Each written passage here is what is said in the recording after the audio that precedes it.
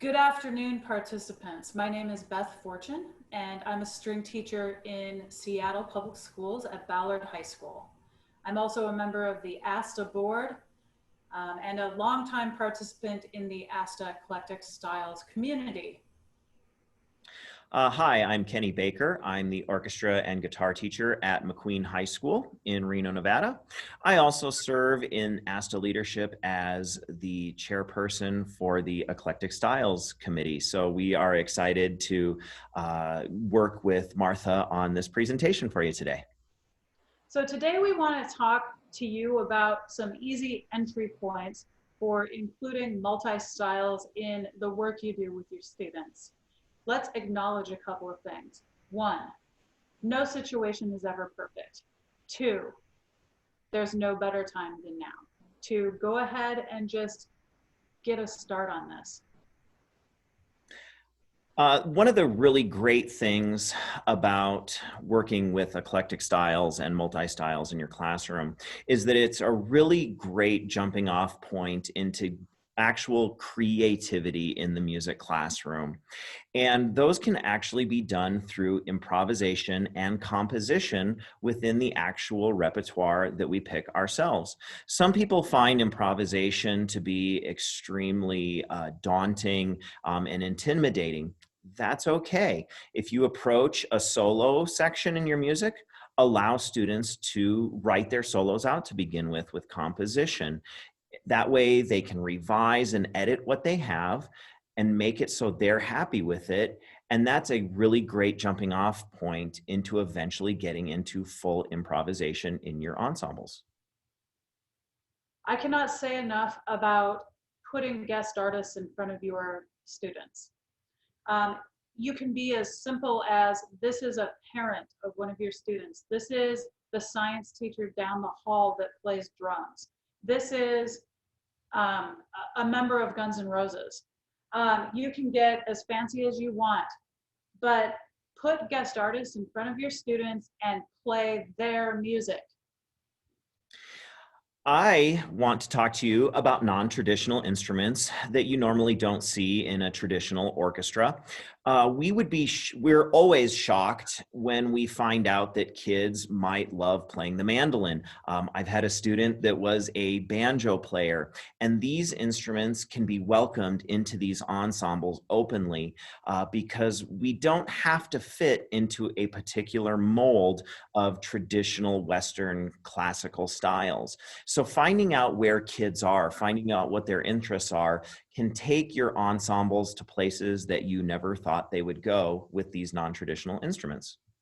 And speaking about going places with non-traditional instruments, work with a rhythm section. There is nothing greater than being able to play with a drummer. Regularly have the jazz band rhythm section join your orchestra.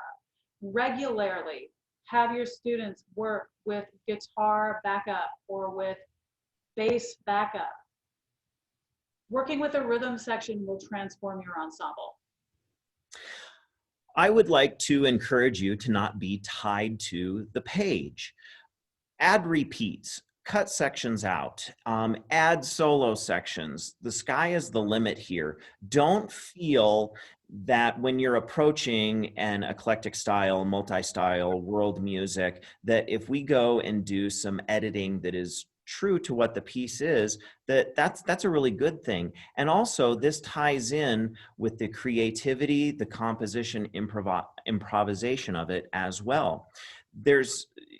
You can try something, it might not work.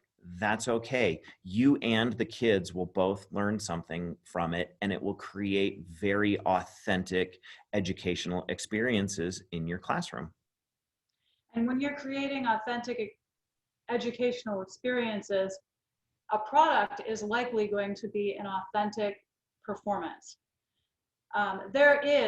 We as string teachers are not always aware of the fact that there is an infrastructure for non-classical performances and adjudications and competitions in the music education world.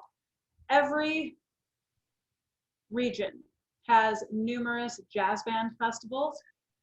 Go ahead, log on, sign your kids up, call them a jazz band, show up, perform that music, and they will work with you.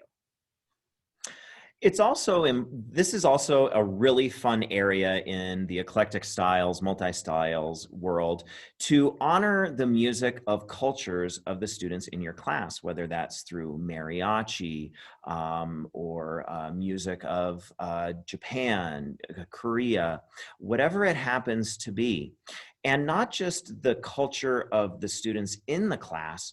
If there's some culture that the students are interested in, you're in a unique spot where you can actually have those students learn and create the music of those cultures. Speaking of learning all kinds of different music, we need to move away from the idea that in order for an orchestra to play, they must have a sheet of printed music in front of them. Experiment with building arrangements of any music of your choice without printed music. I can't say enough things about adding vocals into what you're doing. A lot of us already in our ensembles have students that are in the choir or they're not in the choir and they are fabulous vocalists and singers.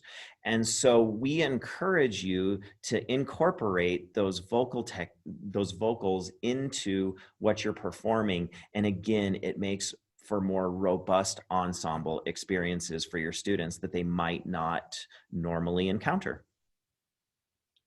And in closing, our main message to you is that no style is off the table. Every style is appropriate for strings. You want to do some punk?